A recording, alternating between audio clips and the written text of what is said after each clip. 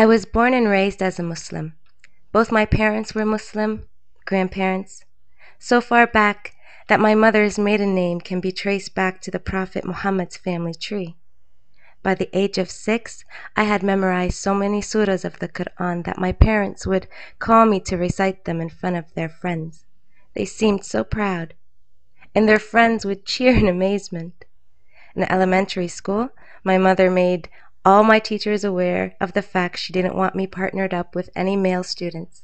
She warned me not to play with boys at school, and I was always aware of the fact I was to uphold the honor of my family. My first marriage proposal would be at the age of 13.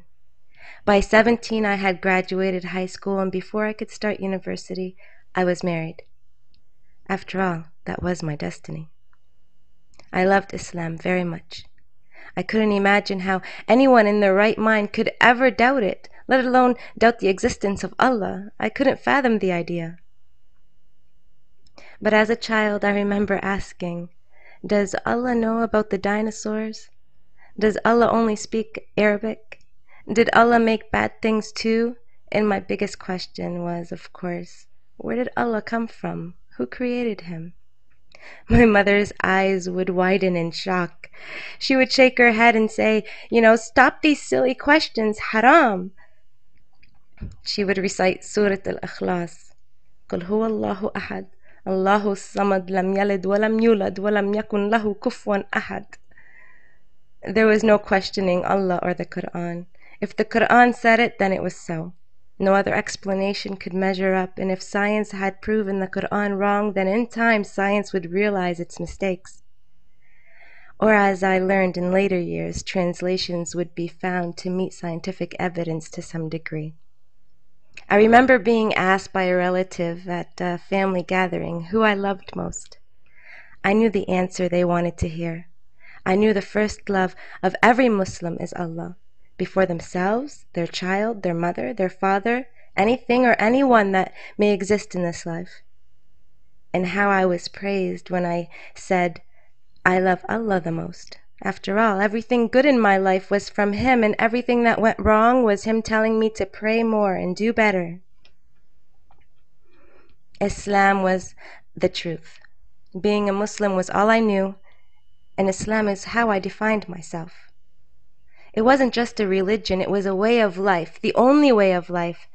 There wasn't one defining moment that made me decide to look deeper into the religion, because I had already learned to turn to the Quran or a scholar for every question I had.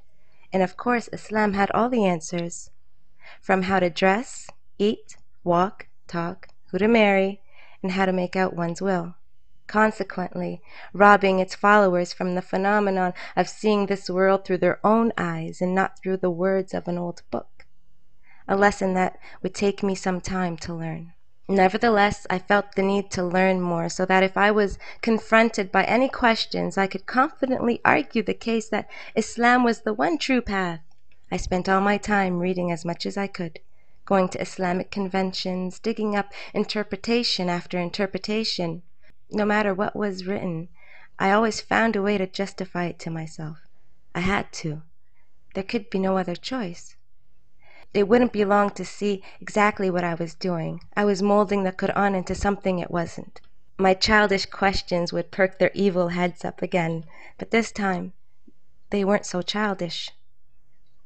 It was like walking on broken glass. Every single step I took was painful. But if I was ever to reach smooth ground, I would have to keep going. I believed in equal rights for everyone, everywhere.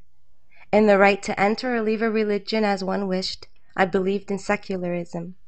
And I still marvel at how small and insignificant we are compared to the rest of the universe, and how we've managed to see 47 billion light years into it. How did I miss this in school? Where was I? What was I thinking? 47 billion light years into space, or that the world is over 4.5 billion years old. Yet Allah only decided to reveal His true intention for His creation 1400 years ago. 4.5 billion years. That's 4.5 billion years of life and death on Earth. 4,499,998,600 years without Allah's divine revelation. Submitting my life to Allah seems so silly now, and as painful as it was, my heart still breaks thinking of my family living in fear, or that they feel guilty every time they miss a prayer. It breaks my heart to think they let one moment of this life pass them by. Somehow Allah will make it up to them in the afterlife. As painful as it was losing my religion, it's spectacular how sweeter life became. I also began letting go of some stereotypes against non-Muslims, any conspiracy theories that Muslims were under attack by the rest of the world, or that Islam was somehow too powerful, too great to be criticized. I did not become atheist because I was rebellious against Islam. I rebelled against atheism to stay Muslim until I couldn't anymore. I couldn't ignore any longer the unfair treatment of women under Islamic law, or how the veil or the hijab implied that men were not required to control themselves. How could I still believe in Adam and Eve, or in magic, what some would call miracles, or that fear makes us any more righteous? How could I still say Allahu Akbar and be honest with myself? Allahu Akbar. God is not good. Allah is not good. His only retribution is that He does not exist. I'd like to end this video with a poem written by Ali Asfahani, an Iranian poet living in Canada, written in 2003 after the Bam earthquake. It's titled, "Keep on Saying My God is Kind."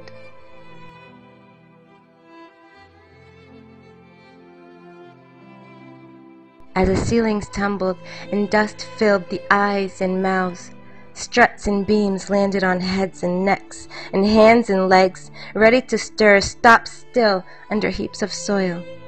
As moans and shrieks ascended the sky, we were not there to see all this suffering and speak not a word of it, but God, after all, was there. Did He not see babies sucking on their mothers' breasts? Did He not see shy new brides climbing into their nuptial beds? Did He not see flocks of faithful in nocturnal prayers? Did He not see feverish bodies dreaming of good health? Did He not see? Did He not? Did He? Did He not know that no mother would be left to put balm on the wounds of thousands of bleeding children? Did He not know that the surviving mothers and fathers, having lost their children, would have no desire for life? Did He not know that those who were away from their home would have no kinsmen left to cry on their shoulder? Did He not know? Did He not? Would you keep on saying, "My God is kind"? Would you, for the sake of your kind God, define kindness for me?